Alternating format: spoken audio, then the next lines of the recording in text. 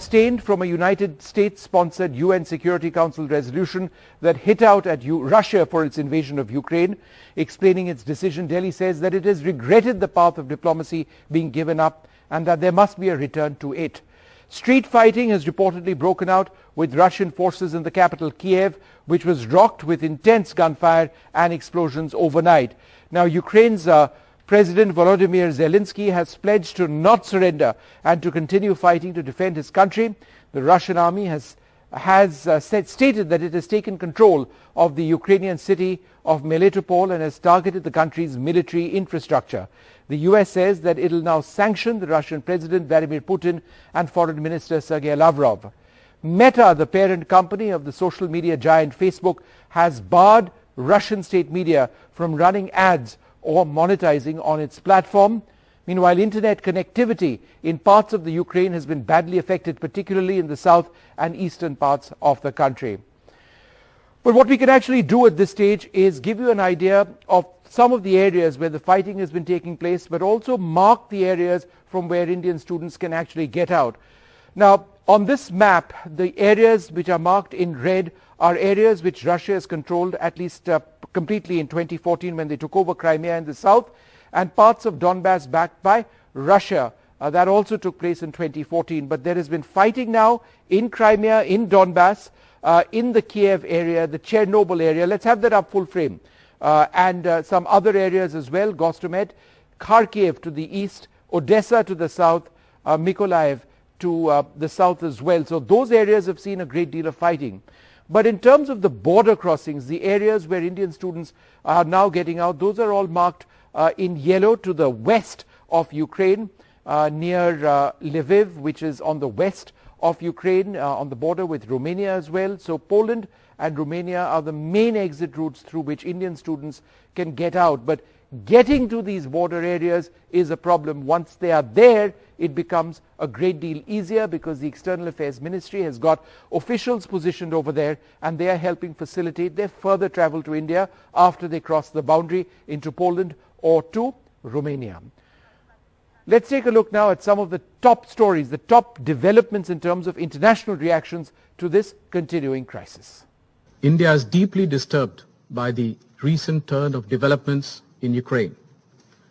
We urge that all efforts are made for the immediate cessation of violence and hostility. It is a matter of regret that the path of diplomacy was given up. We must return to it. For all these reasons, India has chosen to abstain on this resolution. Cette guerre durera, et l'ensemble des crises qu'il y aura derrière auront des conséquences durables. Il nous faut donc nous y préparer avec beaucoup de détermination, avec aussi beaucoup de solidarité. Кажу це максимально зараз відверто. Народ України вже заслужив і має право отримати членство в Європейському Союзі. Це і буде ключовим свідченням підтримки нашої країни. Meanwhile, Russia has been stating, and they've said this again, that in fact it's Ukraine which is not allowing talks at this juncture, and thereby this entire conflict is being extended. Russia has also stated now that they have ruled out targeting residential areas. Еще раз подчеркну, что огонь ведется только по объектам военной инфраструктуры Вооруженных сил Украины, исключая нанесение ущерба жилой и социальной инфраструктуре. Всего российскими вооруженными силами поражен 821 объект военной инфраструктуры Украины. Среди них 14 военных аэродромов, 19 пунктов управления и узлов связи. Well, joining us now, Bhanu Sani. He's been living in Ukraine for 35 years. We are also joined by Olena Tregub. She's a former director of the Ministry of Economy in Ukraine. Olena, let me come to you first. Russia now says that Ukraine is trying to prolong the conflict by refusing talks. What is the situation with this Russian offer of talks? The situation is very simple. Currently, Ukraine is protecting not only its own freedom and democracy, but it's protecting also democracy and peace in the world in general. And Ukraine, heroically defended itself for the past 48 hours. Russian forces suffered biggest loss within 48 hours since 1945. And, Russia, if Russia wants really to negotiate, to give us security guarantees, our president said he is ready for this. We are ready for this. We don't want our civilians killed. Russia is now, as your reporter correctly pointed out, we have civilian casualties up to 200 people.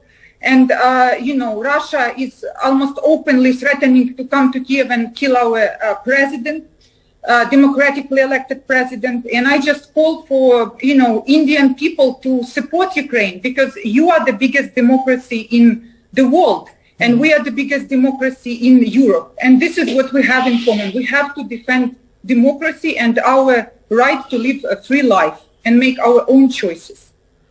Could you give us an idea of what's happening in Kyiv right now? Because we've not seen Russian tanks roll into Kyiv. That's not happened. Now, that's an example perhaps of Ukraine's defense of your capital city. But how active is the fighting? Because again, it's difficult to understand. Yes, a lot of my family, my colleagues, they are now in Kyiv. What is happening is that there were very heavy street fights in Kyiv this night. Right now it's quiet. Russian is using our airspace. They are dropping, saboteurs, their special operation forces on Kyiv from air. They are doing it even though our air defense is still active, and Ukraine was able to shut down, for example, 2 Russian military planes. And they just try right now to exhaust us, to terrify us. But we already consider what happened in the 48 hours, the Ukrainian victory, but we need support from the world, because Putin is now very angry that he did not achieve what he wanted, and he may really right now increase casualties among civilians. He may start bombing our cities. He may want just to terrify completely our population. Olena, stay safe, please. Thank you so much for joining us. Thank you very much indeed. We're joined by Sviatoslav Yurash, the Ukraine MP and head of the Parliamentary Friendship Group with India. Thanks very much, Mr. Yurash, for being with us. Are you still carrying that weapon of yours because you intend to fight till the very end if it boils down to it? Well, there's plenty of fighting happened, and as I told you yesterday, I'm going now to the points outside of Kyiv, basically, where various members of parliamentary team of mine are defending, and basically I'm starting with the point to the west of Kyiv and try to verify and check, and I'm bringing some volunteers with me who I got to basically receive the means in which they can try and help defend our country, as well as bringing different supplies. And again, well, Mr. Yurash, do you have any military training at all? I know you've armed yourself and you've armed others, but are you trained in this? Two things there. First, when you are fighting for your survival, you learn quickly. Second, when you are basically looking at the situation that we have right now, every single person counts, and we need to try and arm everybody who wants to help us defend our country. And the point here is that to win this fight, we need to make everybody available to try and actually succeed. Again, we are fighting against one of the biggest armies in the world. So in this fight, there is no shortage of demands and requests and possibilities to try and help in that battle. Now, Mr. Yurash, what about the prospect of peace? Because what Russia has been saying in the last little while is that, in fact, it's Ukraine which is not responding to this call for peace. They want peace talks in Belarus. Our president started in response of Mr. Putin's speech not even a week ago, when he denounced our state's existence and our nation's existence. He started with the response with diplomatic overtures that Ukraine is more than willing to try and approach and take and build up on. The problem here is that Russia is attacking everything. There is no lone fighting that you're describing. In Kyiv, that we are receiving cruise missiles that essentially are attacking military targets and civilian targets. Maybe you've seen the footage of the multi-storied building, which was yes, hit. we've been carrying that. Many casualties, yes. And there are fighting happening all over the country. There's fighting in the south of the country, very active one. They are landing their troops all over Kyiv to try and encircle the city. They basically, because of the Chernobyl area, they are moving into the north of the city. They are trying partially blocking the east. And So they are do you trying see to control the Russian west. boots on the ground in Kiev in, say, 24 hours unless you can resist them? I mean, is this the last stand for Kiev? Kyiv is by no means at the point of a last stand. Again, everybody is arming, everybody is getting ready, everybody is doing what I'm doing right now as millions of people that live in Kyiv are trying to find their place in defense of our city, of our capital city. The president is here, prime minister is here, every single leader of our country is here, and we shall put together everything we have to defend our capital. Mr. Yurash, one final question. How long do you believe that you can sustain this military defense? Because obviously their forces are much larger, and you are putting up an incredible defense of your city, not just Kiev, but other areas as well. From what we are seeing videos, there are serious Russian losses on the ground. That seems clear. But this is the worry for Ukraine, isn't it? That you will not be able to indefinitely sustain this. Where is this headed now? Is this going to end up being a guerrilla sort of insurgency, or call it what you want, for an overt period of time? Well, the reality is we need to bring everything, because we are fighting for our state's very existence. It's not a question of limited resources. It's a question of us continuing as independent state, as independent nations. Our grandfathers, our great-grandfathers fought in the Second World War, in the First World War, just for this purpose. They won us our freedom. Our job now is to protect that freedom. And again, no price is too big, no cost is too much. One final question, Mr. Yurash. You speak so passionately for your country, and it is inspiring, no doubt, for people around the world who believe in what Ukraine has to say at this juncture. My final question is this. Ukraine has claimed thousands of Russian casualties. They've said that thousands of Russian soldiers have died. Where are the remains, the mortal remains of these soldiers? Are they being handed over to the Red Cross? How is that happening? Actually, we called, there's famous video going around of Ukrainian Ministry of Defense calling Russian Ministry of Defense and saying, how can we give you the dead that we have? How can we pass you them? Capacity of the dead that we have. We also have hundreds of POWs, Russian POWs, who essentially are calling their mothers, who ask why are they in Ukraine, or why are they getting captured in Ukraine. We have those POWs, and we are giving them medical help, and we are trying to showcase that Ukraine here is a country that is determined to continue on the humanitarian path of democracy and respect for all. The problem here is, again, we are invaded, and we are in the life or death struggle here. And we shall do everything to try and build our freedom. All right, Sviatoslav, Yurash, thank you very much for being with us, and please do stay safe, all of you over there. I just wanted to go across at this stage to Bhanu Sani. He's been living in Ukraine for 35 years. Mr. Sani, it's a terrible situation. Can you tell us how you are managing with your family and your friends? First of all, thanks for having me over and giving the voice to an Indian, my perspective. I flew into Delhi on Wednesday by probably the last possible flight. We weren't expecting this kind of an military operation by Russia. Vladimir Putin's been lying all through this while, talking about some special military operation in Donbass. What we are seeing unfolding is a massive attack from all sides. He's not been mincing his words, and he's being, like with Trump, you had to do a fact check. Yesterday, I was also talking to some Indian media, and one of the ambassadors repeated a phrase used by Putin. Putin called, he wants to he wants to do the denazification of Ukraine. That is such an absurd statement because the president of Ukraine happens to be Jewish. Let's begin with one. Putin's not accepted the existence of Ukraine as an independent state. So, when you add all the blocks together, you understand that there is too much of gaslighting. Right. There is too much of incoherence, and there's too much of, you can't believe what's coming out of Kremlin. Right. And so where do you see this actually headed? Because at one level, Mr. Sani, since you're speaking so forthrightly, it just seems bizarre, because at one level, Russia has clearly not achieved what it needs to achieve or what it hoped to achieve so far militarily. They are sustaining losses on the ground. We haven't seen Russian soldiers in large numbers in city centers, certainly not in Kyiv. And yet the Russians have perhaps not targeted civilian areas massively. So is the worry that that is what might actually be coming next if the Ukraine doesn't come to the negotiating table?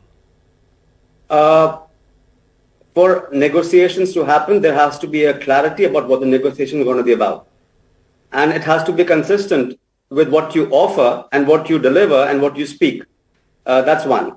What will be, what is in future? I think no one has an idea, because what's happening right now is beyond anyone's imagination that this could happen in the 21st century in Europe, when you would probably be respecting your neighbor and be involved in improving your own country, getting health, medicine, education, etc. It's diverting focus from the problems that Russia has. Yep. And thumping your chest, talking about the great Russian empire, if you want to say.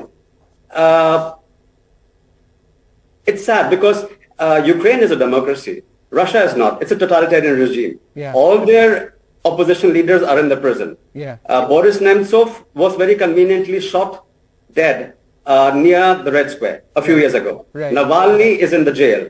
Yeah. He was poisoned by Novichok, which is a chemical weapon. Right. The journalists, there's no free media in Russia. You have that. Not you. We have that in Ukraine. Yeah. It is a new democracy, but it is a democracy. We've had 5 changes of governments, and it's been democratically elected. So when Putin says something like I don't know exactly what words he says, because Sure. It just comes out of his mind, is Zelensky had 73%, if I'm not mistaken, this was a landslide victory. And all right, Mr. Seni, just 1 second. I'll come back to you in a bit. I want to go back to Olena Tregub at this juncture. Olena, in your opinion, what is the way forward from here? There is a military invasion of your country which is taking place. You are resisting that. But do you see this actually going on for an extended period of time? Yes, the spirit of Ukrainians is very high. We are not going to give up, our country to Putin. And if Putin would want to have a European Afghanistan, yes, he may have situation like this. Therefore, our conditions are, and our president said, our negotiations should not be in Minsk. Excuse me, but Belarus is the other party of this war. Currently, 3 countries are at war. Belarus and Russia attacked us together. How can we have negotiation on the territory of country that attacked us? Our negotiation can be, for example, in Ankara, in Turkey, on a neutral territory. And we will negotiate, to what Russia can offer to give us real guarantees, because as you know, Ukraine had Budapest Memorandum. We gave up the 3rd largest nuclear arsenal that we had after USSR in exchange for security guarantees. Yes. And right now we are being attacked. So next time we need much more serious guarantees than Budapest Memorandum. Right. Bhanusari, let's just talk about your immediate situation. Is it increasingly looking untenable in terms of basics? Food, water, electricity, fuel? Yes, I spoke to my staff. Staff has become like family, and like friends in Ukraine are also like family. And I was speaking to her, where she is right now, my staff. There is no electricity. Because the Russian army is encircling Kyiv, the bridges which lead up to Kyiv around the Dnipro rivers have been bombed by the Ukrainian army to keep Kyiv safe. So it is a very precarious situation, and we know what Russia did in Crimea by blocking the airwaves, stopping the media, right. Getting their boots on the ground. Right. So what is in store, I think it's anybody's guess, but what I do know is the Ukrainians are not going to give up easily. Not the Ukrainian army, which is a lot stronger than it was 2014, and not the Ukrainian people, because we've had 2 revolutions. We'll make sure that we keep our sovereignty and our ideals. So being bullied by a neighbor and at gunpoint is not an option which Ukrainians are going to take. Saini, you know, I'm just curious to know, you've been in the Ukraine for 35 years, right? That's your home. Are you still an Indian citizen, or? Yes, I'm an Indian citizen. I have permanent residency in Ukraine. And in the Ukraine, I mean, you consider it your home, your family, your friends, and you know, it's that the cause of Ukraine right now, you believe, is your cause. I do feel so, yes. It's my second home. Right. And tell us a little bit about that. I mean, just the situation that you're in, where your closest friends, people you employ, people you worked with, are in the middle of this utterly bizarre situation. Who would have thought that something like this could have happened? Tell us about that. The predicament that you find yourself in. It's very surreal. It really is, because I mean, in this time in Europe, you would never expect this kind of a thing happening. It's very medieval. What situation people are in, it's you can imagine if people are in bunkers and not in their homes. They're sleeping in the metro stations because there are air sirens happening all the time. Right. So you asked something else also, which I probably missed out. You more or less, you know, I mean, the surreal times that you find yourself in. I get what you're trying to say. Olena Tregub, one final question to you. How are you personally managing, or how are your loved ones personally managing in a situation like this? To flee Kyiv, flee Ukraine. This is because there was information released. For example, I am a former government official, and I'm also anti-corruption activist active in Ukraine. And there was this information that Ukrainians like me were put on a Russian kill list. If Putin would occupy, he would just target killings of people like us. For example, it's very scary. I have little children, and you know, but I will be fighting for Ukraine till my death. I'm very determined. Have you also, like so many Ukrainians, picked up a weapon to protect yourself and to attack? Yes, we are all right now trying to have a weapon for protection, for defense. We have deficit of weapons right now. So if India can ship us some defensive weapons, we would appreciate this if you make such a diplomatic breakthrough. A final question to you, Olena. You're a mother of how many children? 2 children. You're the mom of 2 children. And can I ask how old they are? They are little. They are 7 and 12. You're the mother of a 7-year-old and a 12-year-old. You have armed yourself, and you're willing to fight for your country. Yes, and we have, you know, majority of Ukrainians right now have such spirit, and I'm actually the one who basically left Ukraine, but many of my friends with little children are right now in the basement. Some children were born in the basement this night and last night. Right. You know, people are enduring incredible hardship just because how much they love their country. And where are you coming to us from? Where are you right now? Your location? Which city are you? Well, I am in a European country right now. In a European country right now. All right, Olga and Mr. Sani, thank you both very much for joining us and sharing your perspective of what is happening at this juncture.